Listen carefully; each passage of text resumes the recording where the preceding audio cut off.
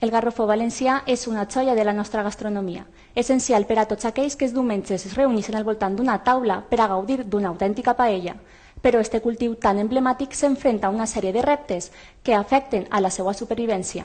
Per a conèixer més sobre tot allò que envolta el cultiu del garrofó valencià, tenim a David Boix, president de l'Associació de Productors del Garrofó Valencià, i a Regina Monsalve, secretària general del Comitè d'Agricultura Ecològica de la Comunitat Valenciana.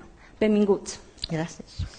David, si et pareix, per a començar i per a situar a tots els nostres espectadors, què te pareix si fem una radiografia de com està el cultiu del garrofó en l'actualitat? Molt bé, doncs el cultiu del garrofó està en una fase crítica.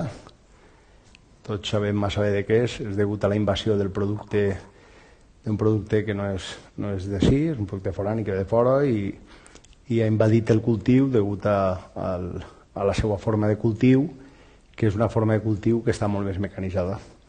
Entonces el garrofó valencià nosaltres estem tratant de posar-lo en valor com dignificant el producte, tratant d'aconseguir una marca de qualitat, aconseguint una IGP i trobant la manera de poder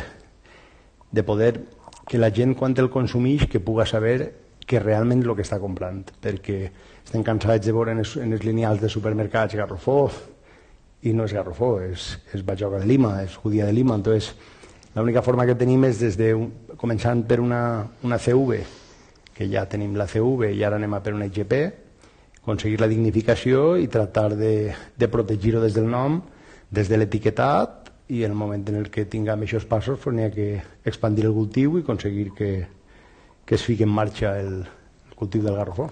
Perquè hem parlat abans que no es pot comptabilitzar quantes hectàrees cultivades hi ha de garrofó, no? Qui planta el garrofó avui així en la Comunitat Valenciana? Hem de comprendre que el garrofó és una llegum i el cultiu el fa la gent que cultiva, els llauradors que cultiven les hortalisses.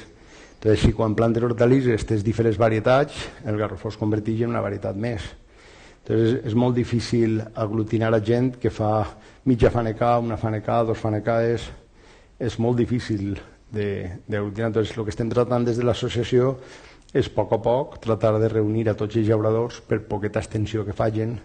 Això no és un cultiu com els cítrics, els frutals, o que es fan grans quantitats de cultiu. Entonces, el aconseguir que tota la gent participi en l'associació és un tema que és una tasca difícil, però estem lluitant en ella i aconseguint. De fet, fa 3 anys érem apenas 13 persones en l'associació, avui estem rondant els 40, va creixent l'associació i es tracta d'aconseguir portar el resto de llauradors, poder prendre nota dels cultius, poder investigar i veure les formes de mecanització per a poder reduir la tasca de feina que té el seu cultiu, i l'única forma és traient la informació de tots i fent estudis d'investigació, col·laborant i fent pinya tots els que produïm garrofó, perquè la llàstima és que és un producte que es busca, la venda està quasi assegurada perquè no se'n fa mai prou, i és un producte que està pagant-se molt car. El garrofó autòcton de la Comunitat Valenciana, no la judía de Lima que la venen en el nom de garrofó. O sigui, el cuiner de bona cuina, el professional, busca el producte autòcton i és difícil trobar-ne.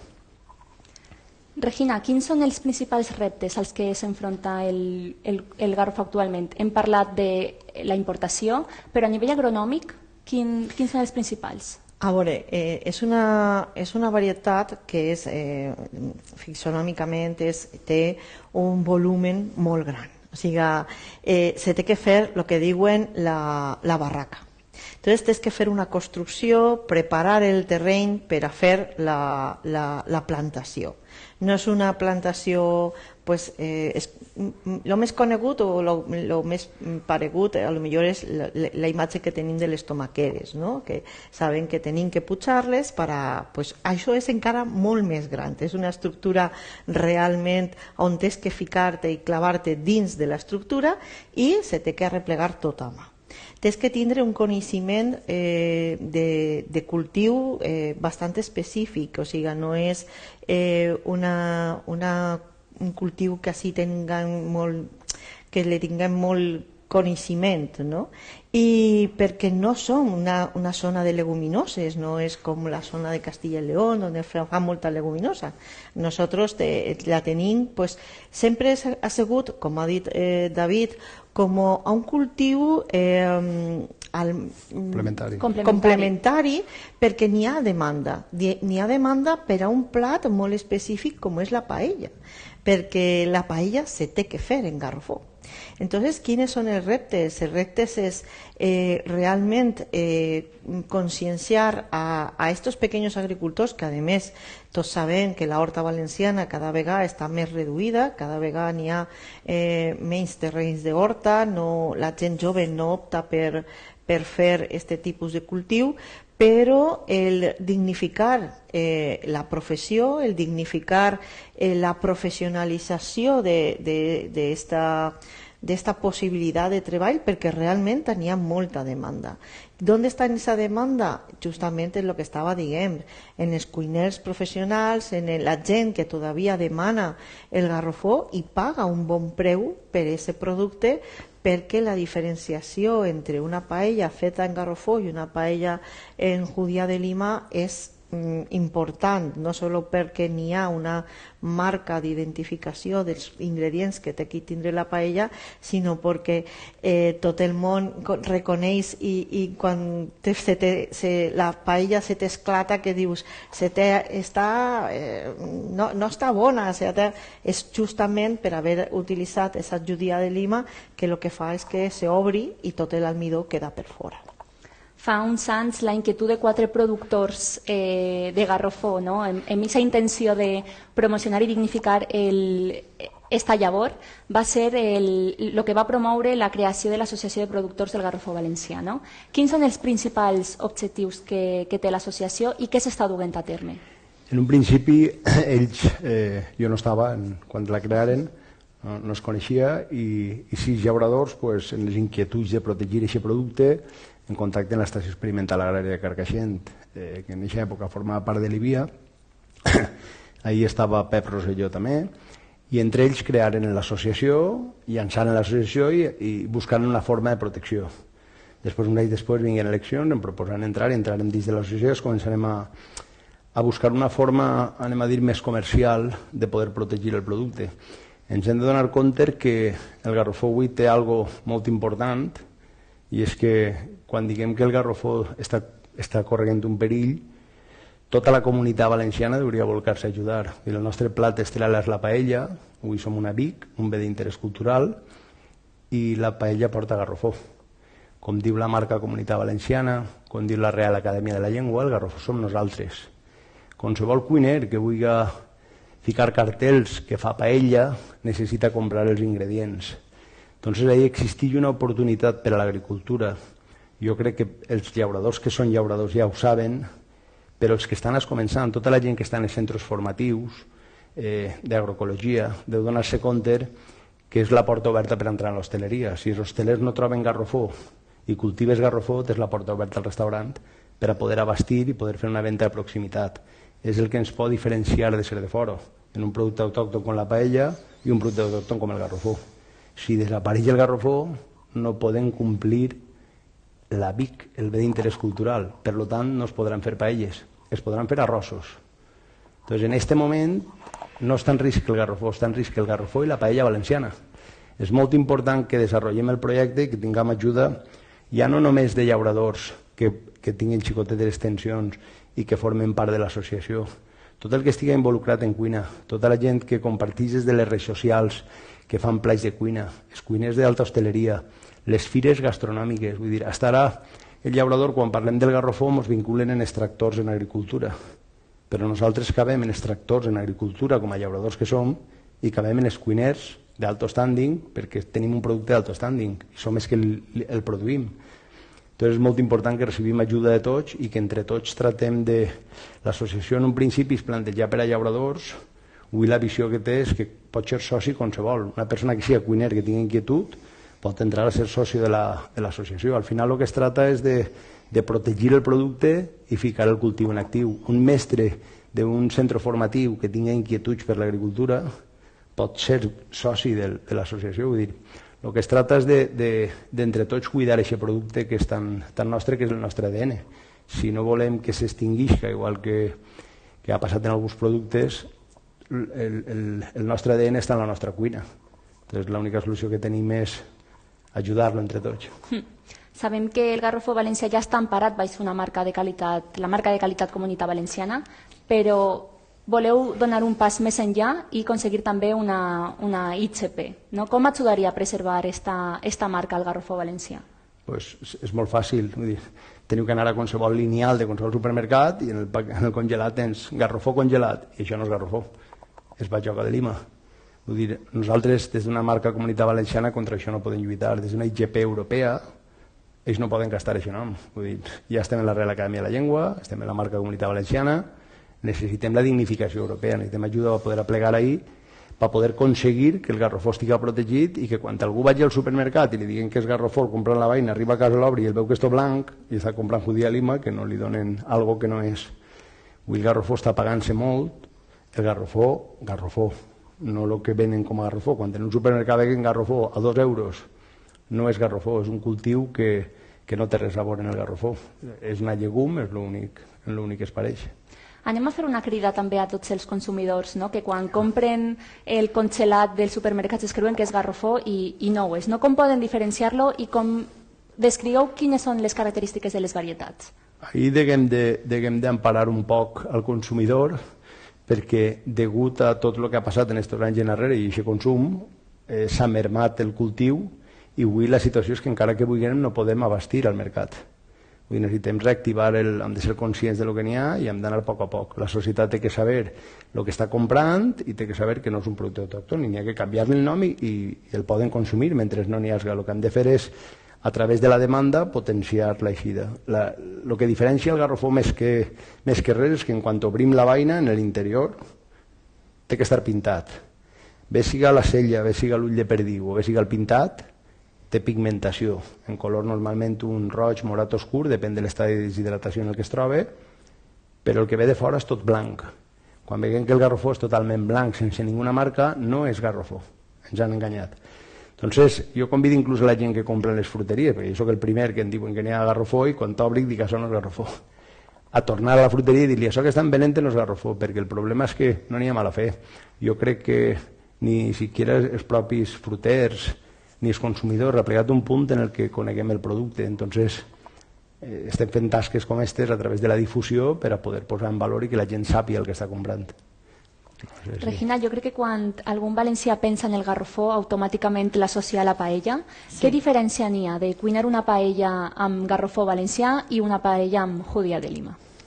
La diferència és molta, és com si estiguérem parlant de lo que estàvem parlant abans, no? De fer-la en arròs bomba o en arròs d'este basmati, no té res, no eso. Però sobretot és que la Judía de Lima se obri. És una judía que és molt bona, però per a fer plats de cullera, no per a fer plats que siguen secs. El Garrofó lo que té és menys almidón i entonces es queda molt més, se queda enteret i no esclata, no t'empastra la paella. I aquesta és la gran diferència. A tots nos agrada una paella on estiga l'arròs soltet i notes com cruque, com sentes la verdura de la paella, no que estiga tot empastrat, que normalment a vegades dius se t'ha empastrat la paella, doncs això no és més que has fet en la paella en una Judía de Lima i entonces al poquit que fa el buit i sobretot si l'has comprat seca pues se te obri i tot l'almidó el que fa és pegar les grans de l'arròs. David, tu volies fer una puntualització sobre l'ús del Garrofó en altres plats de la gastronomia. Sí, efectivament, el plat estrella del Garrofó, el que ens ha donat la fama i els que ens ajuda en el tema de la protecció, comprenc que és la paella valenciana, de fet estem en la Vic, però hem de comprendre que n'hi ha molts plats típics escampats per tota la comunitat valenciana que degut a que és un producte que es tenia, s'utilitzava, vull dir, n'hi ha infinitat de plats que porten Garrofó, inclús n'hi ha constància d'humus de garrofó en televisió d'alguns cuiners.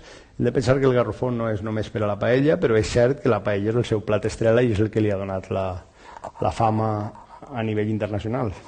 No es pot dubtar que el garrofó valencià és més que gastronomia i és part de la nostra cultura. Com podem promocionar el seu consum? Sobretot jo penso que informant a la gent de lo que està comprant, de la diferenciació, del per què. És un producte que va vindre, com altres productes, que van vindre de l'altra part del món i se van aclimatar així. Esa judía se va aclimatar a un suelo que és molt nostre, que és molt bàsic, que és molt caliç i s'ha fet amb unes característiques organolèctiques diferents.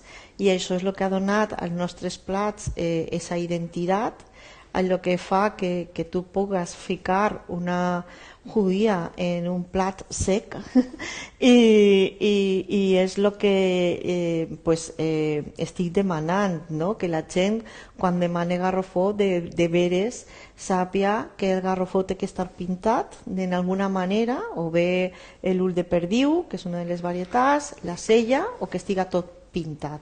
Si és tendre, pues que estiga lila, que se note una miqueta les manxetes estes liles, i quan està sec és molt més fàcil perquè les manxes són molt més identificatives.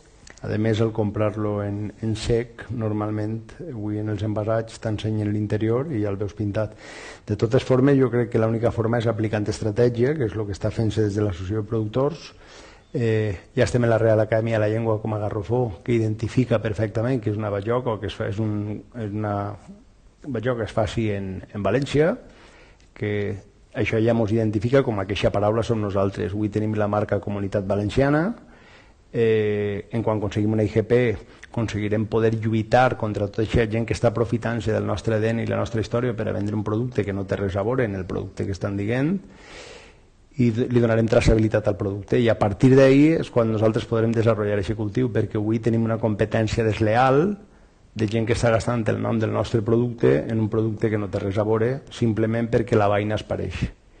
Doncs jo a la gent l'únic que li aconsello és que quan compra un producte i es dona compte que no és, que al mateix que l'ha venut que li diga això que m'has venut no és garrofó, això que m'has venut és un altre producte, perquè la diferència és que el preu de cost és molt inferior, la qualitat del producte per a lo que es gasta el garrofó és molt inferior, i entonces estem parlant de comprar a 2 euros el quilo o a 12, 14, 16, que en sec pot aplegar a valdre fins a 27, 28, i si és ecològic doncs podem anar fins als 30 euros el quilo. És un producte que és un producte de futur, pensem que té un bon recorregut i pensem que possiblement pugui ser la solució per a l'agricultura valenciana, per lo menos per a tot el que és la horticultura valenciana. Jo crec que qualsevol llaurador que plante garrofó va aconseguir obrir portes de restaurants i de l'hostaleria on va poder tindre un consum constant, a més de vendre en venda directa, i anem a potenciar la venda de proximitat i és crear estratègies perquè funcioni soles. Això no té que ser injeccions de diners ni impulsar ni fer campanyes publicitàries, que tot això s'ha de fer, però el que va desenvolupar-lo és la tècnica de la protecció i de que ella sola es vagi al puesto. Hi ha dos idees que em sorgeixen de tot el que has contat. Una és com aquesta relació estratègica entre el garrofó valencià i la hostaleria, una manera molt gran d'impulsar-lo, i també que el cultiu del garrofó pot ser una bona iniciació, pot contribuir al relleu generacional de l'agricultura, perquè també hi ha un problema molt gran de mà d'obra i fa falta certa mecanització, i els joves i les noves tecnologies són claus per a fer front. Sí, efectivament sí, més que per a l'agricultura jo crec que és per a l'horticultura, que l'horticultura va aportar-nos l'ajuda a tota l'agricultura, és evident, però pense que l'agricultura, qualsevol, avui veiem que només n'hi ha que veure la gent jove que comença projectes d'agricultura, tots s'afilien a l'agricultura ecològica, intenten donar una dignificació al seu producte, intenten fer venda directa, intenten impulsar des de les redes socials. Vull dir, és algo que és el futur. El que no vulgui veure no està donant-se compte, i en companyia de la tecnologia i de la dignificació del producte és com aconseguirem vincular-lo a l'hostaleria. Només n'hi ha que veure els cuiners d'alto standing com intenten cada vegada més eixir imatges en camp, eixir al costat del llaurador. Vull dir, avui el llaurador de prestigi, el que fa producte ecològic, avui és un llaurador que està ben considerat. Fa 4 dies el que no estudiava acabava en l'horto. Avui ens hem de donar compte que el coneixement que fa falta per a poder dominar els centenars de varietats que n'hi ha en horticultura és un cultiu molt difícil, diferents tipus de terra, les rotacions de cultiu, els cultius ecològics, no és tasca fàcil, a més de que és una feina prou àrdua i dura, i avui en Espanya tots sabem que tenim molts problemes en la mà d'obra, i pense que el futur de l'agricultura el futur de l'agricultura està en productes com el garrofó, vinculant-los a l'hostaleria i donant una continuïtat en el consum. A veure, tenim que tenir clar que lo millor que tenim és la diferenciació. Quan un producte està diferenciat, la venda està pràcticament assegurada. Tot el que siga fugir d'aquesta globalització on pot entrar qualsevol producte, que és el que estem denunciant justament, que siga de fora i que es venda així, pues tot el que te faci diferenciar-te, bé perquè siga ecològic, bé que siga una varietat nostra, és el que t'assegura realment que tens una bona venda i una venda assegurada. Tot això te pot dar a la gent jove, perquè, per exemple, una data que puc dir és que mentre que en l'agricultura convencional és una notícia que s'està repetint els últims anys d'una pèrdua de terra agrícola de quasi un 10%, en agricultura ecològica està pujant justament pràcticament en aquesta mateixa proporció. O sigui que en tot el que siga productes diferenciats, en tot el que siguin productes que tinguen un segells de que és ecològic, de que té una IGP, de que té una marca de qualitat, tot això el que t'assegura és una bona venda i una venda en un preu digne que puga la gent viure del camp i que puga viure realment de lo que li agrada fer.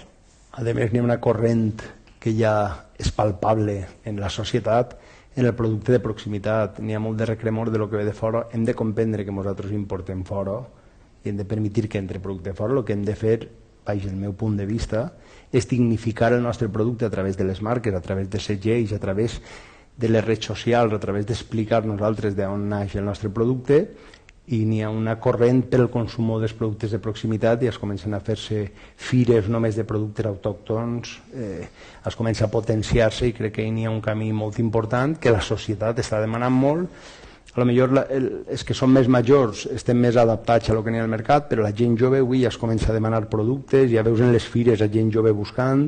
S'han fet concursos tecnològics en agricultura i s'han vist 250 xavals que així tenen notícies en tecnologia intentant buscar solucions per a l'agricultura, i n'hi ha una inquietud en, des de les noves tecnologies, ajudar a aquest relleu generacional que va vindre en l'agricultura, perquè l'única forma és adaptar-nos al mercat i a les demandes que n'hi ha, que és des de les marques de qualitat, les proteccions, el producte autòcton, i transmitint la nostra història i la nostra cultura sobre l'alimentació, que al cap i al fi és el nostre ADN, la nostra alimentació.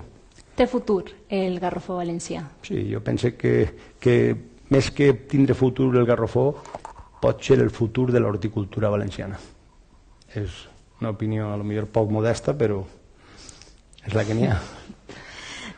Jo penso que tot el que siga, pues el que he dit, un producte diferenciat, un producte que és nostre, això va néixer justament d'una llavor de fer un catàleg de productes que ja estaven pràcticament en perill d'extinció, que se va fer justament així en Carcaixent, i que l'acte fundacional es va firmar així en el CIRA d'esta associació, perquè no es van donar compte de que realment es perdia, no? Es perdia.